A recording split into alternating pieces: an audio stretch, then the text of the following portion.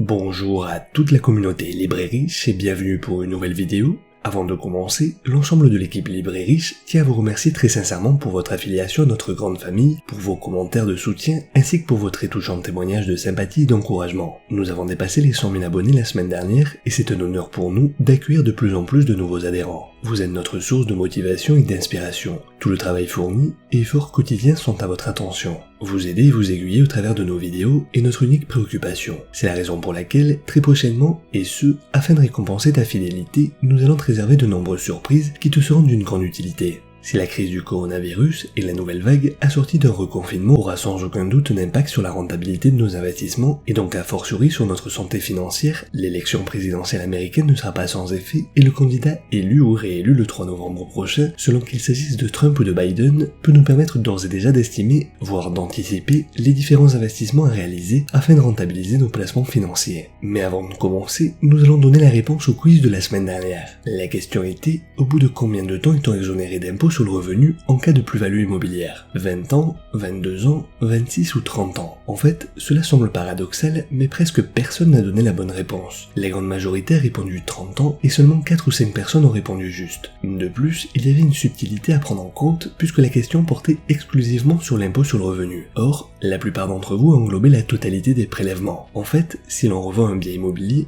et l'on réalise une plus-value, nous sommes en principe soumis d'une part aux prélèvements sociaux qui s'élèvent à 17,20% et d'autre part à l'impôt sur le revenu de 19%. Cependant, il existe un barème selon lequel, en fonction de la durée de détention d'un bien immobilier, au bout de 22 ans, la plus-value réalisée est totalement exonérée d'impôt sur le revenu et c'est seulement au bout de 30 ans que l'exonération est totale, c'est-à-dire en plus de l'impôt sur le revenu, l'on est également exonéré de prélèvements sociaux. La bonne réponse était donc bien de 22 ans. Le quiz de cette semaine est plutôt un sondage en rapport avec la vidéo. D'après toi, qui gagnera l'élection présidentielle américaine? Réponse A, Donald Trump. Réponse B, Joe Biden. Attention, avant de démarrer cette vidéo, nous préférons avertir les plus suspicieux sur le fait que la chaîne Libre et Riche n'a aucune vocation politique ni idéologique, mais simplement d'une analyse factuelle en faisant application de la logique économique. Chacun a ses propres idées et convictions que nous respectons. Voici donc une vidéo d'une importance capitale afin de faire face à la période d'incertitude qui nous attend dans les semaines à venir entre le coronavirus, l'élection présidentielle américaine ou encore le Brexit. Donc c'est parti.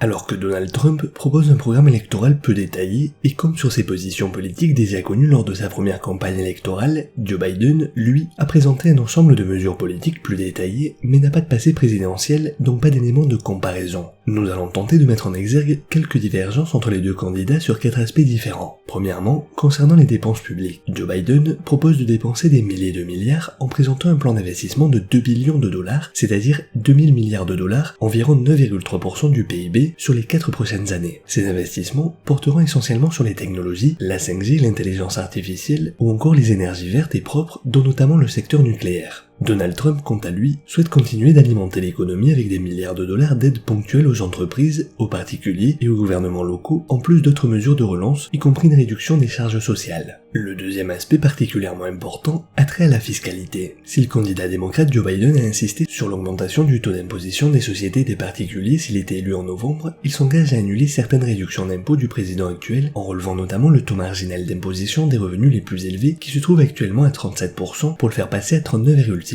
Il souhaiterait également augmenter l'impôt sur les plus-values au même niveau pour des montants supérieurs à 1 million de dollars, pratiquement le double du taux actuel de 20%, ce qui s'inscrirait donc comme la plus grande augmentation de l'histoire. Joe Biden envisagerait d'augmenter le taux d'imposition des sociétés de 21 à 28% avec une majoration de 10% en cas de délocalisation d'activité. Par ailleurs, une taxe d'ajustement carbone pénaliserait les entreprises qui manquent à leurs engagements en matière de climat et d'environnement. Les États-Unis se rapprocheraient donc des pays avec les taux d'imposition relatifs les plus élevés, la France restant malgré tout championne toute catégorie puisque taxons le plus ces entreprises. Quant au républicain Donald Trump, lui, s'oppose justement à l'augmentation des prélèvements et vante ses réductions d'impôts de 2017 comme un exemple de son approche pour stimuler la croissance économique. Il maintiendrait également la guerre commerciale avec la Chine et souhaite le court-circuiter à travers ses engagements restrictifs. Ainsi, il proposerait des crédits d'impôt aux entreprises en échange d'une relocalisation aux États-Unis des emplois déplacés en Chine. La troisième donnée est celle du commerce international, dont les relations avec la Chine. Même si le démocrate Joe Biden critique la guerre tarifaire du républicain Donald Trump avec la Chine comme étant mauvaise pour les consommateurs et les agriculteurs américains, que ce soit d'un côté comme de l'autre, les deux candidats à la présidentielle ont pour objectif de stimuler le Made in US et la consommation nationale. Malgré tout, Biden s'engage à annuler de nombreuses actions politiques étrangères menées par Trump, mais continuerait de faire pression sur la Chine par le biais de relations renouvelées avec les alliés américains. Le quatrième et dernier point concerne le secteur technologique. Étant donné que la réglementation des grandes entreprises technologiques, et notamment les GAFAM, était et reste toujours un sujet brûlant, cet aspect reste assez controversé dans la mesure où Joe Biden, qui était vice-président de l'administration Obama, favorable à la Silicon Valley, a critiqué Facebook et d'autres géants de la technologie au cours de sa campagne et a proposé un impôt fédéral minimum destiné à des entreprises comme Amazon. Et il a même déclaré que le démantèlement d'entreprises comme Facebook était quelque chose qu'il faudrait examiner très attentivement. Le candidat républicain Donald Trump, quant à lui, entretient des relations mixtes avec des entreprises technologiques, dénigrant régulièrement Amazon et son directeur général Jeff Bezos, mais rencontrant cordialement Tim Cook d'Apple. Finalement, chacun d'entre eux serait susceptible de réglementer les médias sociaux.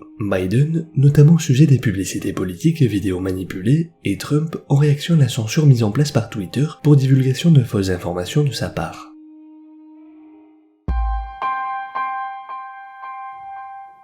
Maintenant que l'on a passé en revue les principaux programmes des deux candidats Donald Trump et Joe Biden, il nous reste à analyser les supposés impacts et répercussions sur les marchés boursiers liés à leur mise en place. Il faut savoir que les marchés actions américains ont tendance à bien réagir aux élections présidentielles ou des partis qui contrôlent le Congrès comme tu peux le voir sur le graphique à l'écran. Cependant, si Donald Trump est réélu, janvier 2021 ne devrait pas connaître d'incidence majeure sur les marchés boursiers. Les impôts sur les sociétés resteraient relativement faibles, les réglementations souples et la politique commerciale agressive. Jusqu'à présent, cette combinaison n'a pas constitué un obstacle à une hausse des marchés actions. Si Joe Biden l'emporte en revanche, certaines de ses politiques phares pourraient néanmoins peser sur les marchés, notamment en ce qui concerne la fiscalité et la réglementation. En effet, la hausse des impôts souhaitée par Joe Biden, avec notamment la volonté de doubler l'imposition des plus-values, pourrait provoquer une vente massive anticipée par les investisseurs en vue de récupérer leur capital et ne payer que 20% sur les gains contre les près de 40% espérés par le candidat démocrate. D'après Joe Biden, deux secteurs sont particulièrement vulnérables, à savoir les technologies et les banques. Aussi, son programme politique en tient compte en abrogeant la loi qui exonère les réseaux sociaux de toute responsabilité pour les publications de leurs utilisateurs. Les démocrates pourraient aller plus loin encore avec leur législation antitrust, prenant appui sur la base du récent rapport du Congrès sur l'abus de pouvoir des méga-capitalisations des secteurs des technologies et de l'internet comme Facebook, Google, Amazon ou encore Apple.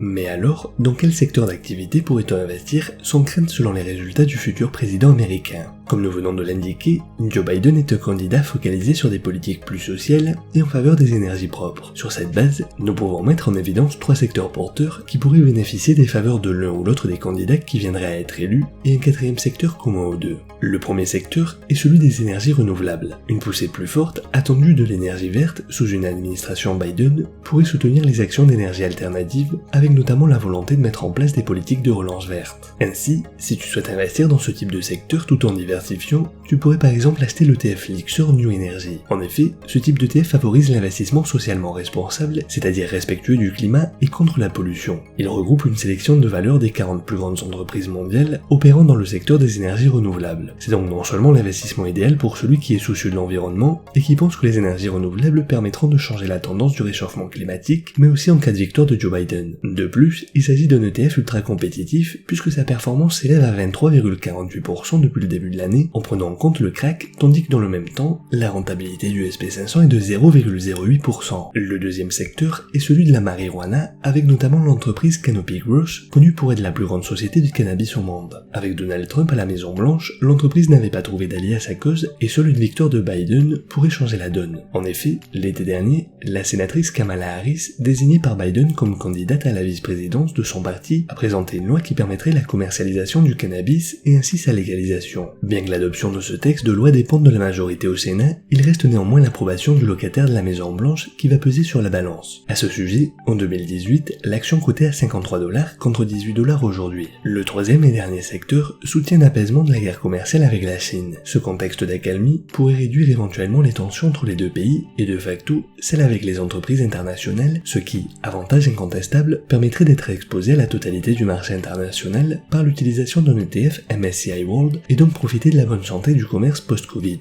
Si par chance celui-ci est capitalisant et éligible au PEA, cela pourrait permettre de démultiplier les avantages de ce type d'investissement, non seulement rentable, mais en plus peu fiscalisé. À présent, imaginons que Donald Trump soit élu président des États-Unis, il aurait lui aussi 3 domaines de prédilection, avec un 4e commun à Joe Biden. Le premier secteur est celui des banques. La victoire de Donald Trump, avec celle des républicains au Sénat, serait le meilleur scénario électoral pour les banques puisqu'ils ne toucheraient pas à la réglementation en vigueur. Dans un tel cas de figure, acheter des actions des banques telles que Bank of America, JP Morgan, Morgan Stanley ou encore Goldman Sachs pourrait s'avérer intéressant. En effet, comme tu peux le voir sur ce graphique, dès l'élection de Trump en 2016 et sa prise de fonction en janvier 2017, les actions bancaires avaient toutes bondi entre 20 et 40%, et encore aujourd'hui, si l'on avait acheté des titres de ces entités financières malgré le CAC boursier, nous n'aurions perdu de l'argent avec aucune d'entre elles. En revanche, sous une administration démocrate, en plus de la hausse d'impôts sur les sociétés, les banques pourraient être confrontées à davantage de réglementation. Le deuxième secteur qui tirait avantage est celui de la défense et de l'armement. Assurément, Donald Trump